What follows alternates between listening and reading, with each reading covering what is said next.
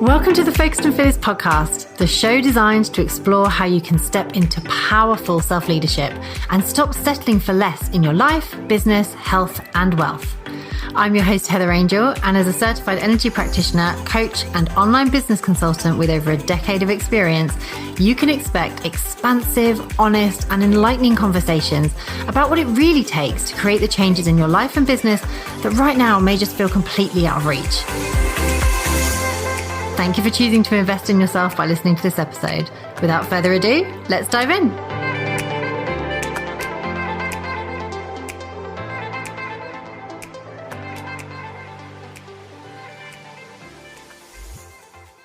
Today's special guest is Rachel Peru. Rachel is a silver-haired curve model that completely changed direction of career and became a professional model at age 46. After starting her career in modelling, Rachel now champions women in midlife and inspires others to step out of their comfort zone to become more confident through sharing other women's stories on her weekly Out of the Bubble podcast. In this episode, we discuss how to start feeling more confident in your own skin, regardless of your body shape, of your age, and also how social media has changed the way we now view fitness and the ideal body shape. And I do confess something in this episode that I have to say I'm still slightly ashamed of. You'll be amazed listening to this episode how much baggage we can hold as women about how we look, how we feel, and the expectations that we feel we have to meet to be successful in business and look professional, look a certain way. Rachel gives some really good tips on how to boost your own body confidence and how to be proud in the skin that you're in. So, without further ado, let's dive into the episode. Welcome to the Focused and Fearless podcast, my lovely. Good morning. Thank you for having me. Nice to meet you again.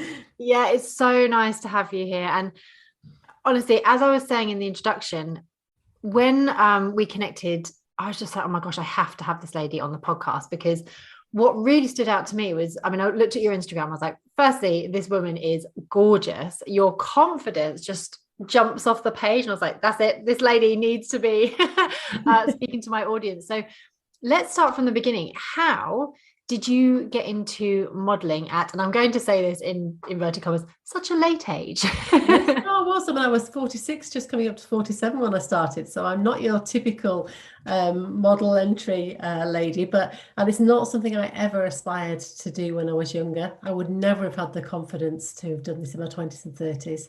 So I kind of had retail management jobs when I was younger. So no massive career plan, just, paid the bills, but no passion there. Had 3 children and had never thought about doing anything like this. And I actually got divorced just before my 40th and at the time I was doing some early years teaching, which I really enjoyed, and it fit in with the school times and the kids and some of that. So I kind of thought that was what I was going to do for this next chapter. I thought I'd be teaching. So I went to university and got an education studies degree at 41. Loved it, loved being a mature student. Thought I'd cracked it. I thought that was my next chapter sorted. And unfortunately, my eldest daughter became really severely ill with acute anxiety, which actually meant that she was homeschooled in the end. So it meant that I stopped working. So kind of all those big plans of, yes, I'm going to go off and do this, kind of came down to a crashing halt, really, which was a huge knock to my confidence. And it was during that time that my closest friend volunteered as both to model for a Macmillan fashion show. And I'd not done anything like that before, but I said yes. And after several drinks, got on the stage and absolutely loved it and came away really feeling more confident immediately. And I carried on volunteering for them every year for about 6 years. And after that, a couple of professional models that were involved suggested that I should, have a thought about doing it. So I was just kind of 46. My eldest daughter was on the road to recovery. And I thought, actually, yeah, why not? Let's try it. I love it. So I sent off photos, really basic photos, to agencies across the country. And to be honest, I thought I live near Leeds, so I thought if I got some local work at weekends and stuff, it would be quite a nice, fun hobby. Yeah. I got signed with a London agency really quickly. And that's it. My career took off from there. And I love doing what I do, but I would never have imagined I'd be doing this now. I'm certainly not modelling the lingerie and the swimwear. Wow, it's just I literally got goosebumps when you say that, because I love these stories when it's not planned. It's completely not even on the radar. And you're like, oh, Yeah. I'll do, something for charity and do a bit of modeling. Was the charity Macmillan event, was that just regular clothes, or was that a lingerie thing? It was swimwear. So, and it's Oh. interesting because I still do it, and I'm actually now one of the organisers of the event. So it's kind of gone full circle. But when I first started doing swimwear, it would be I'm going to wear a caftan over the top, so you can't see anything. And now I'm the one that's saying, right, everybody, let's get in bikinis. Well, let's get on and rock it. So yeah, I can see how I have definitely changed. Wow. And that takes, I mean, I'm sure a lot of, men and women listening to this would be like, okay, that takes a lot of guts. And you did sort of, allude to, like, you had a couple of glasses of wine, but that's a big step for anybody to, even at that point of never having done anything like that before. Did you feel like you had the confidence to do it at that point, or were you like, oh my gosh, I'll just get down the end of the runway, turn back, and it'll be done, and I've done my bit for charity and it's all fine? Yeah, but I think my heart was racing like mad. I can remember standing thinking, oh my God, am I really going to do this? But I was with a really supportive group of women, and that have continued to do and volunteer every year. And I think when you are surrounded by like-minded people that are all feeling the same, that does give you that little bit of extra boost. And afterwards, you just get such a kind of, it's liberating once you've done it, that you kind of think, okay, yeah, I've just walked down the catwalk in my swimwear, and people have seen my cellulite and my legs and my, whatever. And I think that's freeing, actually. That was a really freeing moment. Amazing, absolutely amazing. So when you got signed by the London agency, I'm curious to know, how did your friends and your network and, people in your life and your children maybe sort of, how was their reaction to that mum or their mate is like going to be this model with a London agency? I think they were really supportive, and I had kind of done lots of things from turning 40. I'd done skydives, I'd traveled to different places on my own, so they were getting used to me being braver. So they probably weren't surprised that I was trying something different at that point. Maybe not the modeling, but it was something else that I was adding to my list. But I don't think they had probably anticipated, or like nobody could have anticipated, how far I would have got. So I think they just probably, like me, thought, well, she's just going to do little bits here, there, and, she'll keep popping up, but that's fine. Let her get on with it. My kids were really supportive. And it wasn't until within, I think, the first 8 months, I was just doing kind of lifestyle shoots. And then I got a big job working for an American swimwear brand alongside Ashley Graham and the American singer Lizzo in the Bahamas. Wow. So I was going off there to model swimwear at 47. And then I think it was at that point my friends and I were like, okay, right, this is what Rachel's doing now. Good for her. You're brave. Wow, that's absolutely incredible. And it's so beautiful because, as you said, you briefly mentioned then when you did that very first shoot on the Macmillan charity thing, you're like, yeah, they've seen my cellulite, they've seen it and I've done it, and it was a freeing moment for you.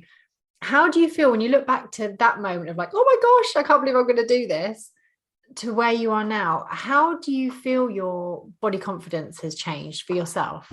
Yeah, hugely. It's something that I don't have to think about all the time, because even then when I first started modeling, it was something that I was very conscious of. And even before I went to the Bahamas shoot, I was crying in the toilets before I got on the plane, because I was so scared of doing it, and the whole imposter syndrome, and thinking, why is a 47-year-old being asked to model swimwear? I'm going to make a fool of myself.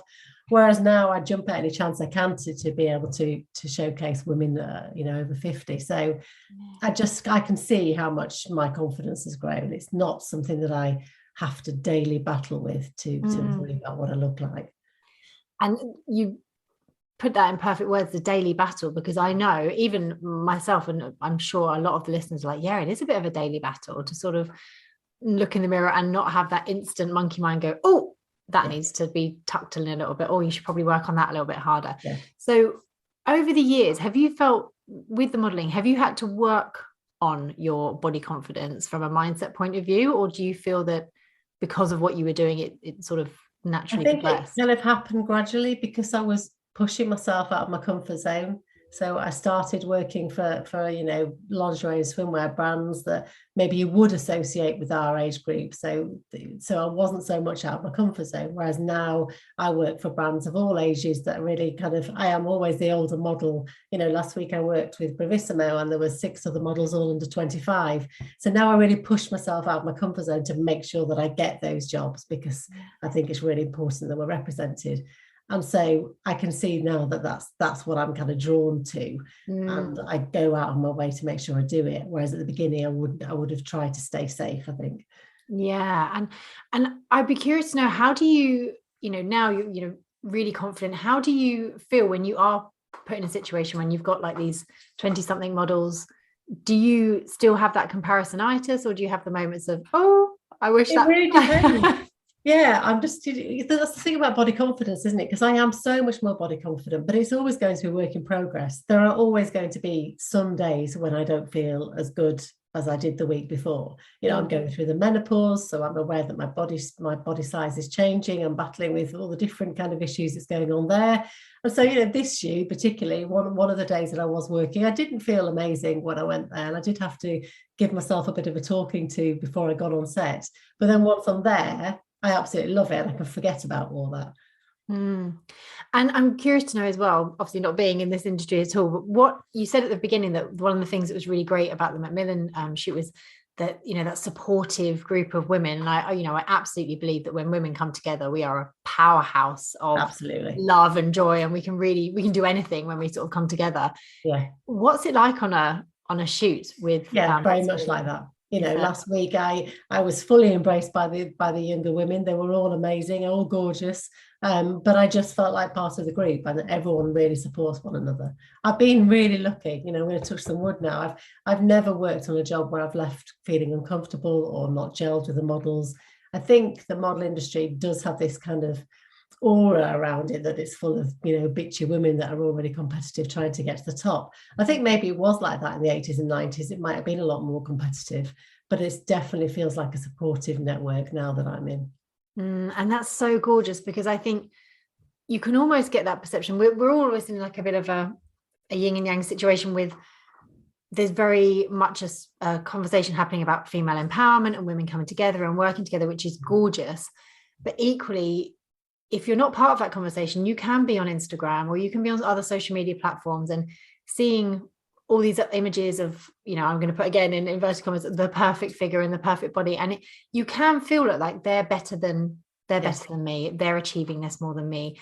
And that does create a divide, I think, within women themselves, like within their friendship groups. Even in friendship groups, I've seen it where they're like, oh, well, I feel less than when I'm out with this person, or I feel less than when I'm out with this person. And it's tragically sad, I think, sometimes. So hearing you say that actually when you're on a shoot, obviously you've had good experiences as well, but it's really beautiful to know that women are supporting each other far more now. And I think because the industry's changing, they are being more diverse and inclusive. So they are bringing in women that perhaps wouldn't have had an opportunity to be modelling. I wouldn't have 10 years ago, I probably would have had much less jobs as a grey-haired size 14, 16 woman in her 50s, whereas now things are changing. So I think that whole feeling of inclusivity is really bolstering people's kind of support, really. And I know you work a lot now to help people with body confidence, and really that's the message that is sort of screaming loud and proud from the work that you do. So are there anything you can, because many of us are not going to get a modelling opportunity. That's not going to be the world we go into. So what kind of advice can you give to my listeners to help them with their body confidence? Gosh, where do you start? I would say, first and foremost, for me, what worked was ditching the scales, because my weighing scales dictated my mood. I would weigh myself every day, and if they were lower, I'd be in a great mood all day. If they were higher, I would be in a terrible mood, and that just was a vicious circle. So then getting rid of those and realizing that actually your worth is not about what dress size you are or what you weigh. I would be the one that would cut labels out of my clothes because I found it embarrassing. So I think it's about eliminating all that kind of guilt and getting rid of that is a big help. I also think getting comfortable in front of the camera. It's interesting because I was looking, my daughter asked me something, she must be doing something at work for Mother's Day because she wanted some photos of me when I was little with her when she was little. And I could hardly find any photos of myself with my daughter. And that really upset me, because we tend to really kind of shy away from being in front of the camera if we're not body confident. And then you suddenly realize, as the kids get older, there's no photos of you're the photographer. So I think really getting comfortable doing selfies, just getting comfortable seeing yourself as you are, and having a practice and a play around for fun really can help boost your confidence. And I also write everything down. So I have a little book and I have a list of all the things that I'm really proud of about myself, that when I am having a wobble, I can go back and refer to. And it's that affirmation that actually, look at what you can do. And on it, it's not my dress size or my weight or what I look like. It's all the achievements and the things that I'm proud of in life. Yeah. No, I think the ditching the scales one is such an interesting one. Because for me, I've always been a naturally slim person, but the scales are my enemy as well, because if they're too low, I'm like, oh, for the love of God, I've got to get more protein in, I've got to lift more weights, I've got to do this.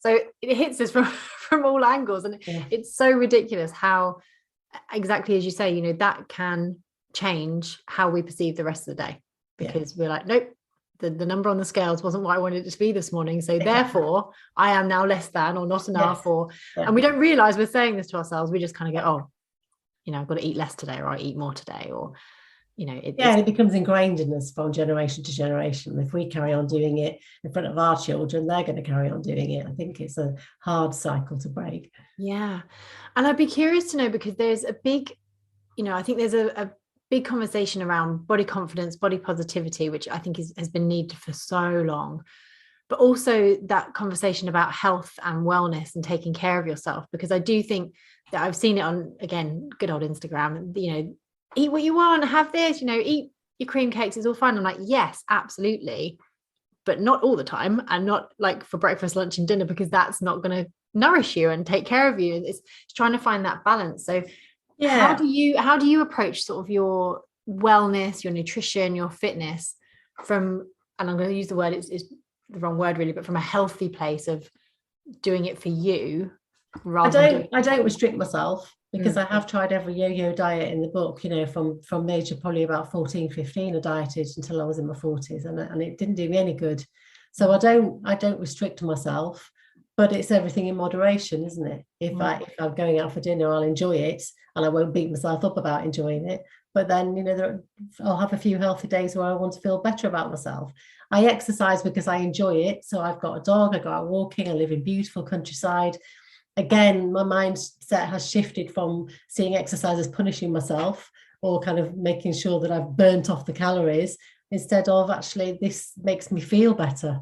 It gives me a boost if I go out for a run. It gives me that extra endorphin lift. So I've changed the way I think about things. And I think it's also that misconception, isn't it? Because there is a fine line between, obviously there are some bigger people that aren't healthy, that would benefit from being healthier and have a better diet. But equally, there are some big people that, just because you're big doesn't mean to say that you're not healthy. There are some people that, I met Ashley Graves, spent a week with her. She's a bigger lady. She's so fit, she was exercising. I couldn't keep up with her. It's how you look at it, isn't it? And I think it's a fine line. Absolutely. And I think it's really, on the other reverse, I know plenty of slim people who are so unhealthy, incredibly unhealthy. And I'm like, it's almost not fair, because I'm like, society deem you to be perfectly okay. I'm like, what you're putting into your body, and the fact you never exercise, you barely walk anywhere apart from between your house and your car. No, and it's really, I just love the fact that we are making such a shift relatively quickly, I think, in the conversation about being well, and being well in the body that you're in, rather than, being like, well, you must make your body look like this. Because it has changed quite a lot, even just the images we see. And obviously it's far more now than when, I was a child. There was no social media or anything like that. But now we're constantly bombarded. It used to be that, women be skinny, look like this. Now we've got to have like this massive peachy bum that fits amazingly in leggings. We've got to be really toned. And I'm like, make up your mind. And it's already started. I've seen lots of posts on social media this week about how summer's going to be approaching, so you start losing your weight now. You've got to be this size dress size, you've got to be this for a swimsuit, and actually exercise because it makes you feel good and it does some good to your body, but don't do it because you think you don't fit in society. Yeah, absolutely. And are there any sort of tips you can give for women who are like, yeah, but how? Because we have been conditioned. And you mentioned there, that actually made me feel really sad about, the fact that you've been on diets, as a teenager. I know so many of my friends, the story is exactly the same. We're so ingrained from such a young age that as women, our worth is connected to our appearance. Yeah. We're pushed makeup in magazines and perfume and look like this. And don't get me wrong, for the guys that are listening, I'm not neglecting the guys, because men's health, they've all got six packs. They're all super muscular. I'm like, not many men look like that either. So how do you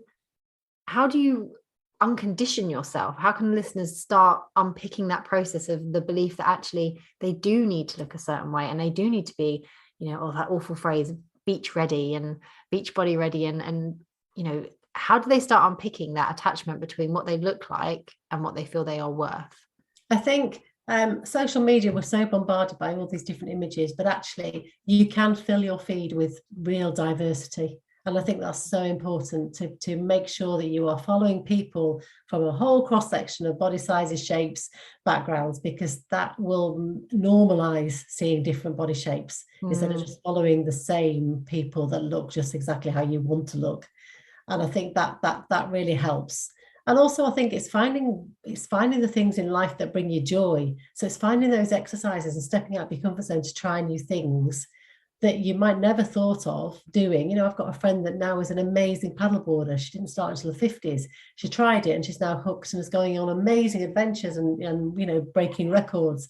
If she'd have never tried it, she would never have experienced that. And that's the thing that's now her healthy exercise routine that she adores, but it's also been part of her life. So I think it's not being scared to try new things as well.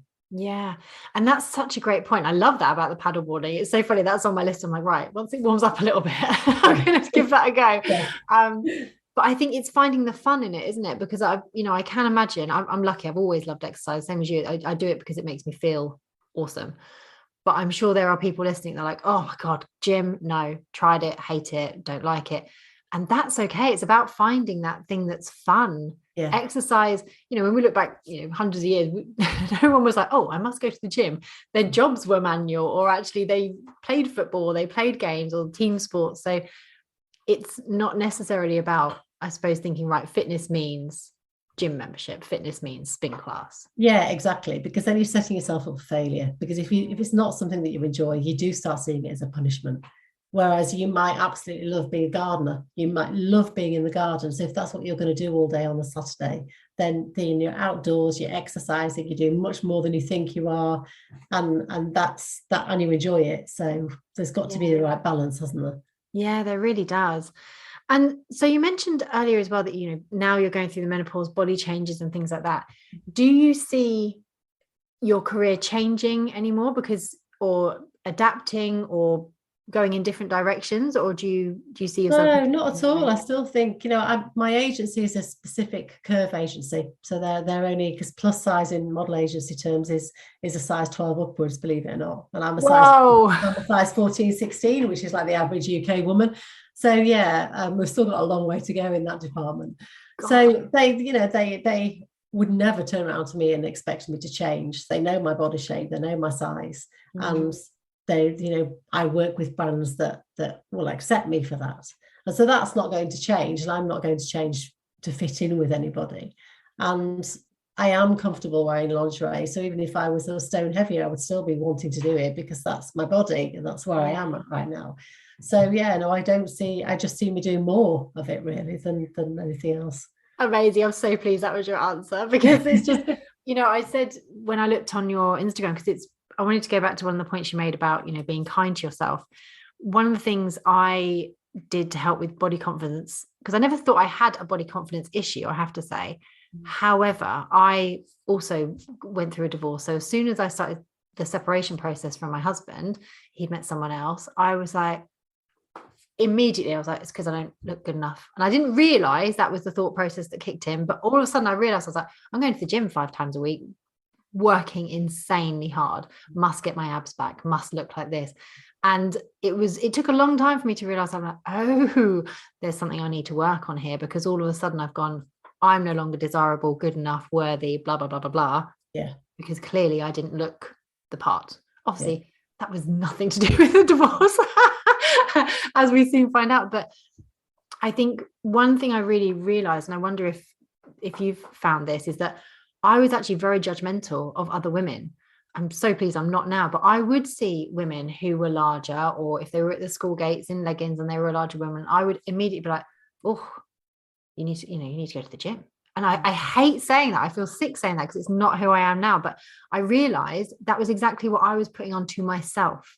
When we judge others, we're judging ourselves against the standards that we're holding for ourselves. So did you find that you ever had that experience, that you sort of were judging yourself maybe earlier on in your life? I judged myself. I never felt good enough, and until the work really did start after I got divorced in my 40s. I never felt like I could, my friends at school were very tall, very slim, quite flat chested, whereas I was kind of double D by the time I was 16. And so I felt really self-conscious. And I can look back now and see that it had a huge effect on me because it really held me back. I would be the one in my 20s that wouldn't go and play tennis with everyone just in case I had my boobs jiggled around too much. I didn't feel like I fit in. I think that was really hard when I look back now. So now it's liberating. Now that's probably what drives me more now, because I know what it feels like to not have it. Yeah. And I think it's so sad, because I think that is the case. I certainly know friends who are large chested, and they say, oh my gosh, the exercise is difficult. You need, equipment to hold these things down in place so you can actually go for a run. I'm like, so true. And thankfully, obviously, that is more available now. But, what I think is really interesting is, as I'm literally just turned 40, and I could not be happier with what I see in the mirror. And that's not to say, I'm not going to, BS anyone. That's not to say I don't have my moments of like, oh, crikey. Maybe I just, but I soon shut it off. I'm very aware of it now. Yeah. But in my 20s, I look back at photos and think, what was I seeing? Yes. Why? What on earth was I seeing through my eyes? Because I don't remember looking that good. Yeah. And I'm sure everybody can relate to that. We just don't, but I think it's because, again, we're striving to fit in, aren't we, into a certain kind of look that the media and advertising feed us every day. But do you feel that it changes at a certain age for some kind of reason? Because it's interesting, a lot of the women I interview, and some of my clients as well, it usually has been around their 40s. They're just like, right, I don't give an F anymore. Like, I'm done with performing. I'm curious to know what your perspective is of what particularly changed for you at that point. I think because when I did go through the divorce process, I really wanted to make sure that I didn't continue that pattern of not being brave and not really stepping into life. So for my 40th, I booked a tandem skydive for charity, and I'm terrified of heights, but I knew that would be like the marker that would set me on the right direction. And then I kept building on those. I'm like building blocks of building my confidence and doing different things. And I think you do get to a point, and it is a cliche, but it's like, okay, this is it now. You kind of got to 40, especially when I turned 50. It's like, okay, right, you can't mess around now. This is your life. And every day you waste is you're not going to get it back. The times, the clock's ticking. So it's a cliche, but it's true. And I have felt like that. And I think that really does make you think, okay, well, who cares what anybody else thinks what you're doing? If I'm having a good time and I'm happy, then I'm not bothered about other people's opinions. Yeah, which is it's so freeing. It's such a great place to be.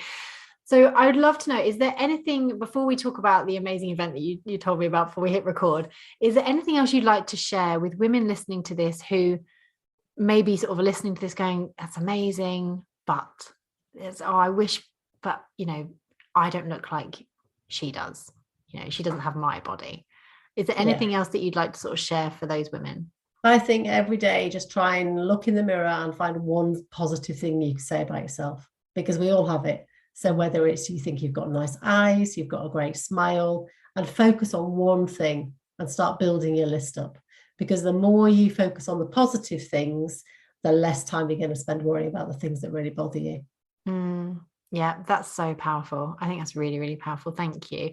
So I'm very excited for you to share the event that you have coming up, because it just sounds incredible. Yeah, so I know that from my own experience of modeling lingerie, how empowering it's made me feel. And it has been a huge part of my body confidence journey. And we don't see enough older women in lingerie campaigns. So therefore we've got nothing to relate to. So we then compare ourselves to younger bodies. So I think it's really important that we're represented. So I've created a day where 10 women can come and join me at Chic Studios in Sheffield. They've got an amazing studio there. They'll come and have a body confidence boosting breakfast where we can chat about how they're feeling, and I can share my advice. And then they'll have their hair, makeup done, and we're going to do a group shot. So we're going to do a group lingerie shot together, and then they'll have time to do their own little mini boudoir session, just to really kind of boost people. And there's lots of people that I talk to that say they'd love to try a lingerie shoot, but they're too scared. So by me being there and holding their hand probably quite literally throughout the day, then I think it will be, and there'll be a supportive group of women there all feeling the same. I think it'll be a really powerful event. So I'm so excited. So that's in May the 18th. So yeah, I'm really looking forward to that. Oh, that's amazing. And where can they find out details and book on? If they go to my website, rachelperu.co.uk, there's an events page and all the details are on there. Amazing. Thank you. And I'm just going to touch on again the one point that you made about the social media. I don't encourage many people to go onto social media very often, but Rachel's Instagram feed is gorgeous and it's so inspiring. And actually that was one of the things that really made me realize how different my mindset had changed, because I looked at photos of you and I was like, oh my gosh, she looks amazing. And I was like, am I going to feel that amazing when, in 10 years time? And immediately my voice was like, yeah, of course, Doretta, like whatever, it's going to be great. And I was like, oh my gosh, that's different. I was never that person. So I do think curating your feed, making sure that you are seeing things. And the way you can do that is, for people that are not sure, like when you see ads or you see posts that, have that instant comparisonitis or it doesn't make you feel good, take it off. You can actually say, I don't want to see this. I don't want to have this kind of content put in front of me. Unfollow people. I'm in no way disrespecting all the incredible fitness people that are on Instagram, all these amazing women who are really owning it, showing, fitness, but I am human and I will look at that and go, I don't look like that. Yeah. So they're doing an amazing job for their audience, but I'm like, that's not me. Yeah. I think it's about staying true to yourself, isn't it? Staying in your own lane. By kind of getting rid of those people that really trigger something, then you don't need that. You don't need to see it. Exactly. Because I also don't have a time machine and I can't be 20 again. So we've got to work with what we want to be.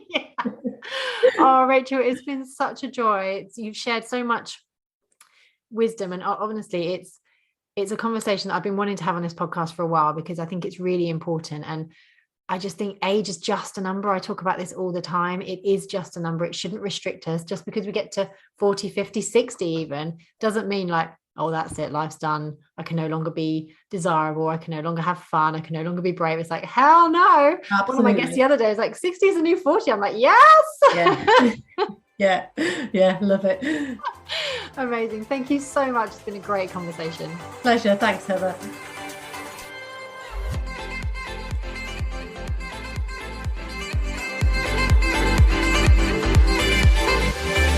Thank you for joining me today, and remember, any resources and links mentioned in this episode can be found in the show notes.